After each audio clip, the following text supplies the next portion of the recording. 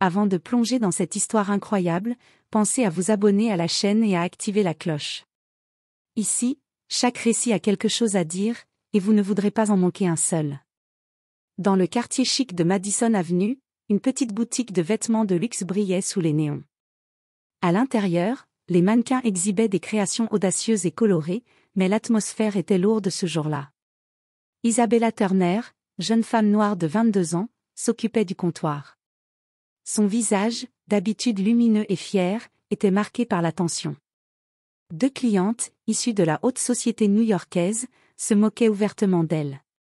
Elles critiquaient son accent, sa tenue et même la couleur de sa peau, le tout avec un sourire cruel. Le personnel de la boutique, visiblement mal à l'aise, n'osait intervenir.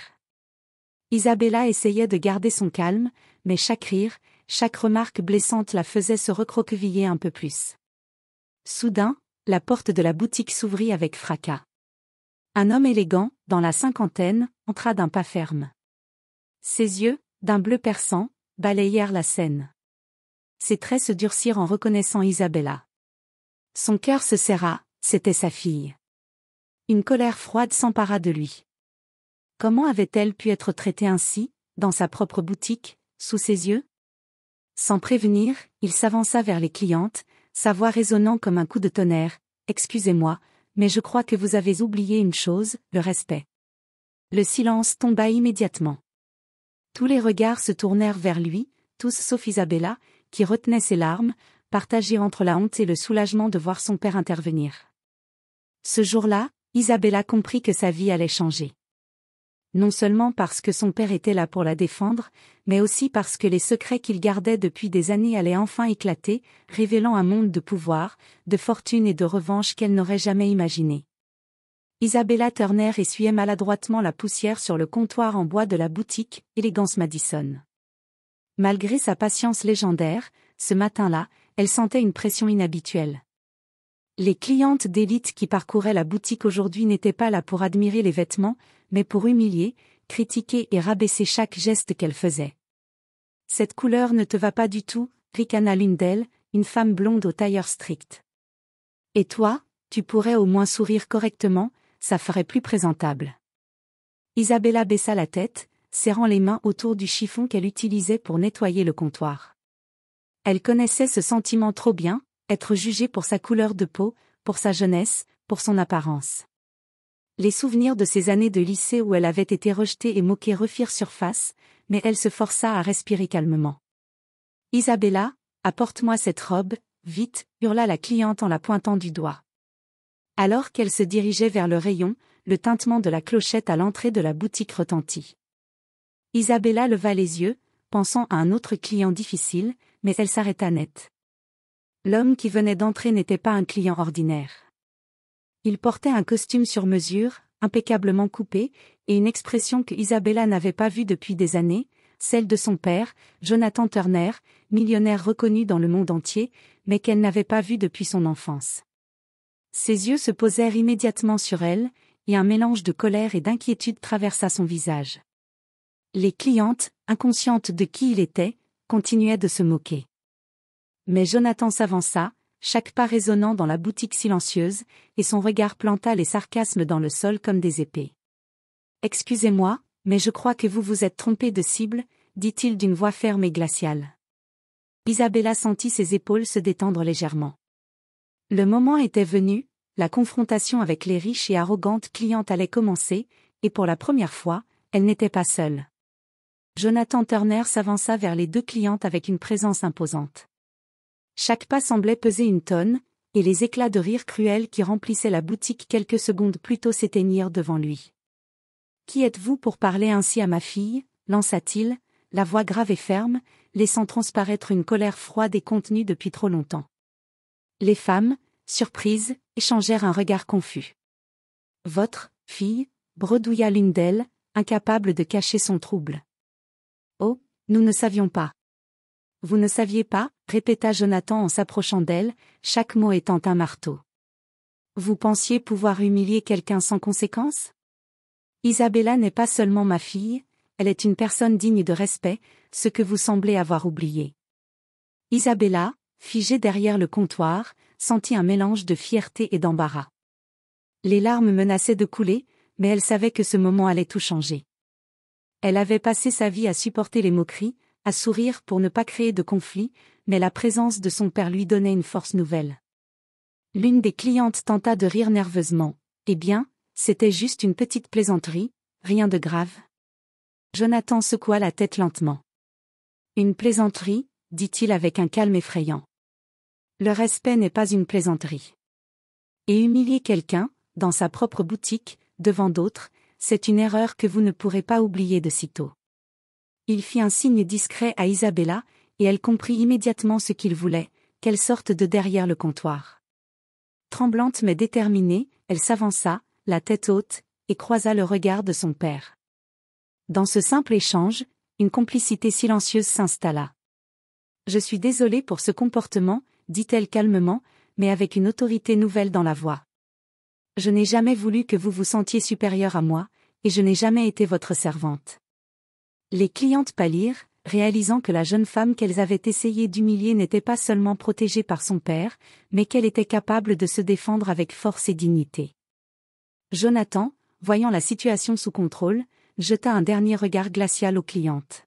« Je pense que vous feriez mieux de partir, avant que cette boutique ne devienne un endroit où vous vous sentirez très mal à l'aise. » En silence, les femmes quittèrent la boutique, gênées et humiliées à leur tour. Le silence retomba, mais cette fois-ci chargé d'une tension différente, celle de la justice enfin rétablie. Isabella soupira, soulagée et reconnaissante, et tourna son regard vers son père. « Merci, » murmura-t-elle. Jonathan sourit faiblement, mais son expression restait sérieuse.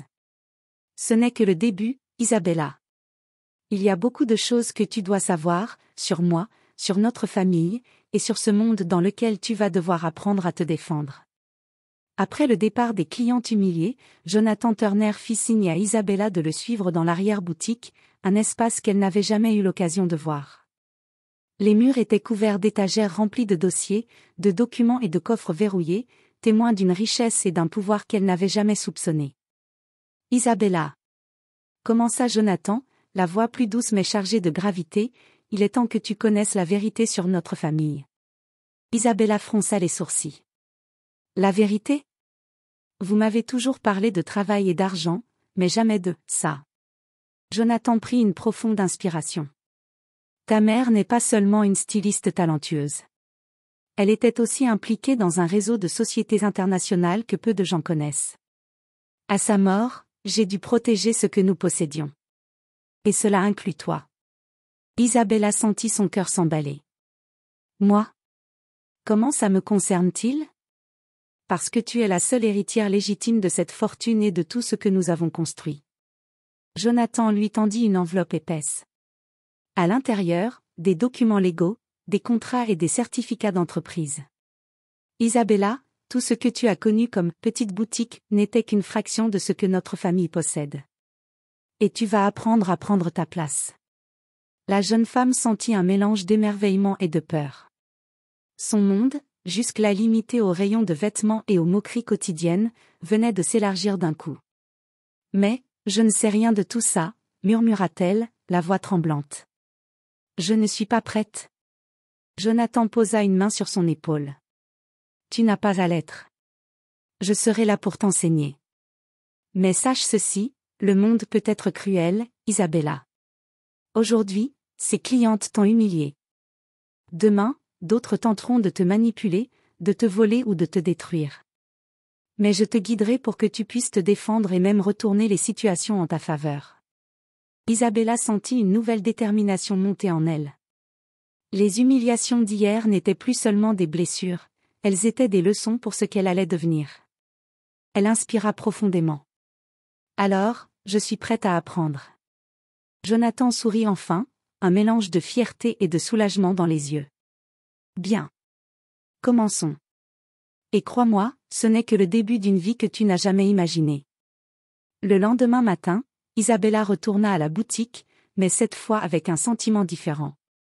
La peur et la honte de la veille avaient été remplacées par une curiosité brûlante et une détermination nouvelle.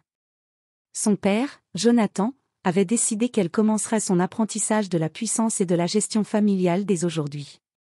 Ils s'installèrent dans le bureau principal de l'arrière-boutique, un espace transformé en mini-salle de direction.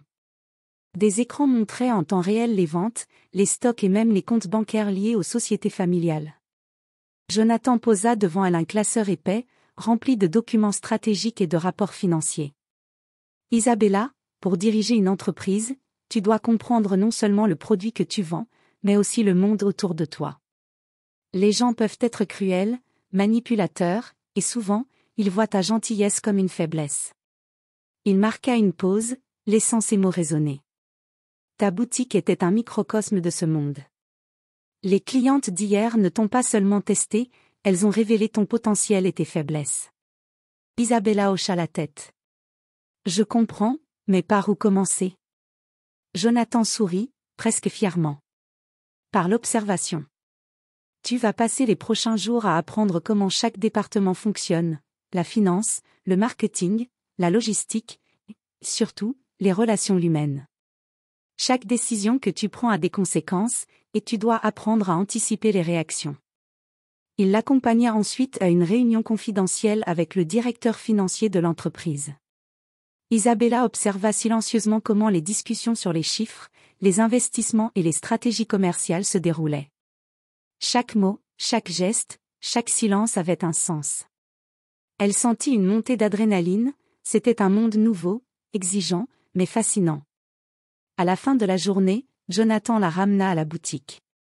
Souviens-toi, Isabella, être forte ne signifie pas écraser les autres. Cela signifie savoir quand parler, quand agir et quand rester silencieuse. Et un jour, tu utiliseras tout ce que tu apprends pour protéger ceux que tu aimes, et pour ne plus jamais te laisser humilier. Isabella serra les poings, déterminée. Elle n'était plus seulement la fille humiliée dans une petite boutique. Elle était sur le point de devenir une femme capable de retourner chaque humiliation en force et chaque injustice en opportunité.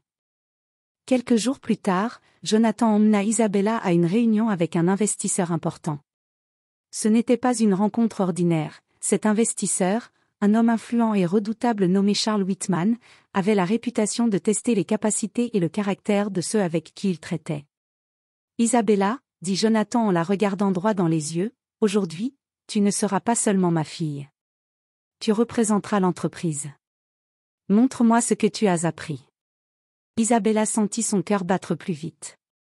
La peur d'échouer, de paraître faible, était là, mais elle respira profondément et se rappela les mots de son père, savoir quand parler, quand agir, et quand rester silencieuse. La réunion commença. Charles Whitman l'examina immédiatement, d'un regard pénétrant et calculateur. « Alors, vous êtes la fameuse Isabella » dit-il, sa voix glaciale. « Votre père dit que vous avez beaucoup à apprendre, mais pouvons-nous vraiment lui faire confiance pour représenter nos intérêts ?» Isabella prit une profonde inspiration. Chaque mot qu'elle prononçait devait être mesuré. « Monsieur Whitman, » répondit-elle calmement, « je comprends que vous testez ma compétence et mon jugement. Je peux vous assurer que je prends cette responsabilité très au sérieux. » L'investisseur haussa un sourcil, surpris par son aplomb.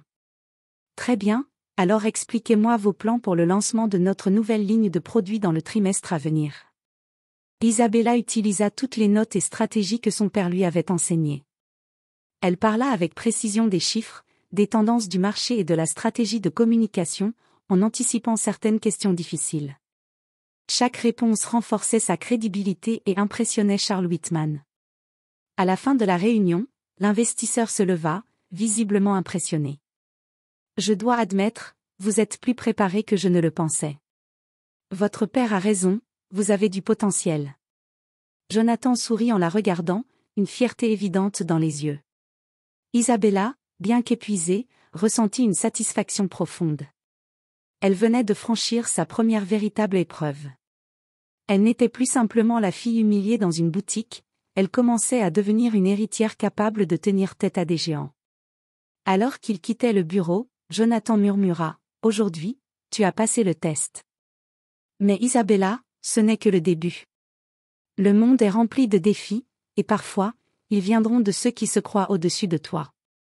Isabella hocha la tête, déterminée. Elle savait désormais que chaque humiliation, chaque épreuve, chaque regard méprisant pouvait être transformé en force et en pouvoir. Et elle était prête à aller plus loin que jamais. Quelques semaines après sa rencontre avec Charles Whitman, Isabella se rendit à la boutique pour préparer une nouvelle collection exclusive. Tout semblait calme, jusqu'à ce que la porte s'ouvre brusquement et qu'un groupe de personnes bien habillées entre, regardant autour d'eux avec arrogance. Le leader du groupe, un homme élégant nommé Victor Langston, s'approcha du comptoir et dit d'un ton condescendant : « Eh bien, regardez qui nous avons là, la fille du millionnaire. » Intéressant. Isabella sentit un frisson parcourir son échine, mais elle se redressa immédiatement, se souvenant des leçons de son père : calme, stratégie, maîtrise. Elle sourit poliment, mais avec fermeté. « Bonjour, je peux vous aider ?» Victor éclata d'un rire moqueur. « Oh non, nous ne sommes pas venus pour acheter. Nous sommes ici pour vous tester. Vous savez, certaines personnes n'acceptent pas facilement qu'une jeune femme prenne la place qu'elle mérite. » À ce moment, plusieurs clients présents dans la boutique commencèrent à se sentir mal à l'aise. Isabella respira profondément et décida de ne pas montrer sa peur. Elle se tourna vers son équipe et leur fit un signe discret : « Restez calme. » Elle s'adressa ensuite directement à Victor, sa voix calme mais tranchante : « Si vous êtes venu pour intimider ou me déstabiliser, sachez que cela ne fonctionnera pas. Cette boutique n'est pas seulement mon lieu de travail, elle est protégée par des règles et des contrats stricts. Toute action malveillante sera sanctionnée. » Victor fronça les sourcils, surpris par son aplomb. « Très bien, impressionnant. Mais voyons comment vous gérez une situation réelle. » À cet instant, il ordonna à ses associés de provoquer un désordre, faisant tomber des vêtements et renversant des présentoirs. Isabella, sans paniquer, utilisa ses connaissances en stratégie et communication pour calmer la situation. Elle dirigea ses employés avec assurance, fit preuve de tact et fit appel aux règles légales et à la sécurité de la boutique pour neutraliser les intrus. Quelques minutes plus tard, Victor et son groupe, frustrés et humiliés, quittèrent la boutique, réalisant qu'ils avaient sous-estimé la jeune héritière. Les clients applaudissaient, impressionnés par la maîtrise et le courage d'Isabella. Jonathan, qui avait observé la scène à distance grâce à un système de surveillance, entra alors dans la boutique et la regarda avec fierté. « Très bien, Isabella. Tu viens de franchir une étape cruciale, affronter ceux qui veulent te déstabiliser. Mais sache que ce n'était qu'un petit avant-goût. Le monde extérieur est rempli de personnes qui essaieront de te tester, parfois plus durement. » Isabella sourit, un mélange de soulagement et de détermination dans les yeux. Elle savait désormais qu'elle pouvait non seulement se défendre, mais aussi transformer chaque attaque en victoire stratégique. Et cette force nouvelle allait bientôt être mise à l'épreuve de manière encore plus intense. Après l'incident avec Victor Langston, Isabella sentit une confiance nouvelle l'envahir. Elle savait désormais qu'elle pouvait gérer des situations imprévues et protéger la boutique contre toute attaque extérieure. Mais son père, Jonathan, voulait qu'elle aille encore plus loin. « Isabella, » dit-il un matin en entrant dans la boutique, « il est temps que tu prennes davantage de responsabilités. Tu n'es plus seulement ma fille protégée, tu es maintenant une leader. Je veux que tu commences à prendre des décisions importantes pour la boutique et pour l'entreprise familiale. » Isabella sentit son cœur s'accélérer. Prendre des décisions ? Gérer une entreprise entière ? C'était intimidant, mais excitant à la fois. Elle acquiesça, déterminée à ne pas décevoir son père. Jonathan lui confia plusieurs dossiers, stratégie d'expansion, partenariat avec des marques internationales, et un aperçu des finances. « Lis tout cela, » dit-il. « Et demain, nous discuterons de tes premières décisions. » La nuit venue, Isabella travailla sans relâche, analysant chaque document, chaque contrat et chaque opportunité. Elle comprit vite que le monde des affaires était rempli de pièges, de jeux de pouvoir et de manipulation. Mais elle commença aussi à identifier ses forces, son intelligence, sa perspicacité et son courage. Le lendemain, Jonathan l'interrogea sur ses idées pour améliorer les ventes et renforcer la réputation de la boutique. Isabella proposa un plan audacieux, organiser un événement exclusif pour présenter la nouvelle collection à des clients VIP, tout en mettant en avant des valeurs de diversité et d'inclusion. Jonathan hocha la tête, impressionné. « Très bien, Isabella. Tu as compris quelque chose de fondamental, le pouvoir ne vient pas seulement de l'argent, mais de la manière dont tu influences les gens et inspires confiance. Pendant l'événement, Isabella fit sensation. Les clients et partenaires furent séduits par sa présence charismatique et sa capacité à gérer chaque détail. Mais ce succès révéla aussi un autre secret, certains employés de confiance de son père avaient des intentions cachées, cherchant à profiter de la montée en puissance d'Isabella pour leur propre intérêt. Isabella sentit le frisson du danger, la réussite attire toujours les jalousies et les trahisons. Mais elle était prête. Grâce aux enseignements de son père et à ses propres capacités, elle commença à tisser sa propre stratégie, à détecter les menaces et à se préparer à retourner chaque obstacle à son avantage. Ce jour-là, Isabella comprit une vérité essentielle, pour devenir puissante et respectée, elle devait non seulement affronter le monde extérieur, mais aussi naviguer dans les eaux troubles de la famille et des alliés. Et elle était déterminée à ne jamais se laisser humilier à nouveau. Quelques semaines après le grand succès de l'événement VIP, Isabella pensait que tout se déroulait parfaitement. La boutique prospérait, ses idées stratégiques portaient leurs fruits, et elle gagnait progressivement le respect des clients et des partenaires. Mais elle allait bientôt découvrir que la menace ne venait pas seulement de l'extérieur. Un après-midi, alors qu'elle passait en revue les comptes financiers de la boutique, elle remarqua une série de transactions étranges. Des fonds étaient mystérieusement transférés à une société fantôme, et plusieurs employés clés semblaient impliqués. Isabella sentit son cœur se serrer, cela ressemblait à une trahison interne. Elle décida de confronter l'un des employés les plus proches de son père, Michael Hastings, un homme en apparence loyal et discret. « Michael, dit-elle calmement mais fermement, j'ai remarqué des irrégularités dans les comptes. Peux-tu m'expliquer ce qui se passe ?» Michael pâlit, et un instant de silence tendu remplit la pièce. « Isabella, ce n'est pas ce que tu crois. » balbutia-t-il. « Alors explique-moi, » insista-t-elle, ses yeux brûlants d'intensité. « Pourquoi des fonds sont-ils transférés vers cette société dont personne n'a jamais entendu parler ?» Michael soupira, réalisant qu'il ne pouvait plus mentir. « Très bien, c'est vrai. Certaines personnes à l'extérieur, des partenaires qui n'aiment pas voir ton ascension, ont tenté de manipuler certains employés pour saboter tes plans. » Isabella sentit une vague de colère et de frustration, mais elle se força à rester calme. Chaque émotion qu'elle contrôlait devenait une arme. « Qui est derrière ça ?» demanda-t-elle, sa voix glaciale. Michael hésita, puis murmura un nom qui fit frissonner Isabella, « c'est Victor Langston. Il ne supporte pas de te voir réussir. Il a recruté des complices pour te discréditer. » Le nom résonna dans son esprit. Victor Langston, l'homme arrogant qui avait tenté de la déstabiliser dans la boutique, avait maintenant orchestré une attaque plus subtile et dangereuse. Isabella se redressa, ses yeux étincelants de détermination. « Très bien. Alors il est temps de retourner la situation à notre avantage. Je ne laisserai pas quiconque menacer ce que nous avons construit. » Elle savait que la confrontation ne serait pas facile. Elle devrait user de stratégie, d'intelligence et de courage pour démasquer tous les complices de Victor et protéger sa boutique et sa réputation. Mais une chose était claire, Isabella Turner n'était plus la jeune fille humiliée que Victor croyait pouvoir intimider. Elle était prête à riposter, et à triompher. Après avoir découvert la trahison de Victor Langston, Isabella savait qu'elle devait agir rapidement. Elle ne pouvait pas se permettre de laisser des ennemis manipuler son entreprise ou ternir sa réputation. Mais cette fois, elle ne réagirait pas par colère impulsive, elle utiliserait intelligence, stratégie et discrétion. Avec l'aide de Michael Hastings, elle commença à collecter des preuves. Courriels, transferts financiers suspects, messages codés, tout était soigneusement documenté. Isabella voulait que Victor et ses complices réalisent que sous-estimer une héritière pouvait coûter très cher.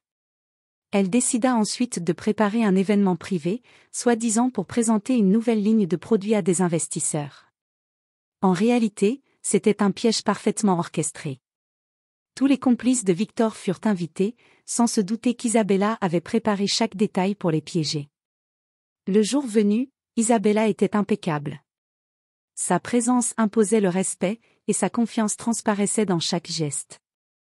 Les invités, y compris Victor, se comportèrent normalement, mais Isabella savait exactement qui elle surveillait et comment chaque réaction pouvait être utilisée contre eux. Au moment crucial, elle lança la présentation de la nouvelle collection, mais subtilement, les documents incriminants furent projetés sur les écrans, exposant les manœuvres financières et les communications secrètes des complices de Victor.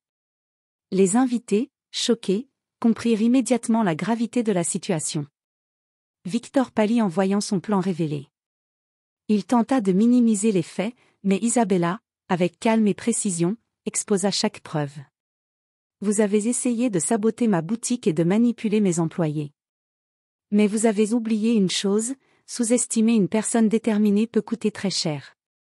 Les complices, humiliés et pris au piège, n'eurent d'autre choix que de reconnaître leur culpabilité et de quitter l'événement, la tête basse. Victor, furieux mais impuissant, comprit qu'il avait sous-estimé Isabella Turner, la jeune héritière qui venait de transformer sa vulnérabilité en puissance. Jonathan, qui avait observé la scène à distance, entra à ce moment et posa une main fière sur l'épaule de sa fille.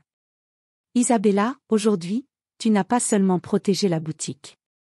Tu as montré que tu pouvais riposter avec intelligence et sang-froid. Tu es prête pour tout ce que le monde te réserve. Isabella sourit, un mélange de triomphe et de détermination dans les yeux. Elle savait qu'elle avait franchi une étape décisive, la jeune fille humiliée était désormais une femme capable de défendre son nom, sa famille et son empire naissant. Quelques mois après sa brillante contre-attaque, Isabella Turner était devenue une figure incontournable de l'entreprise familiale et de la boutique, Elegance Madison.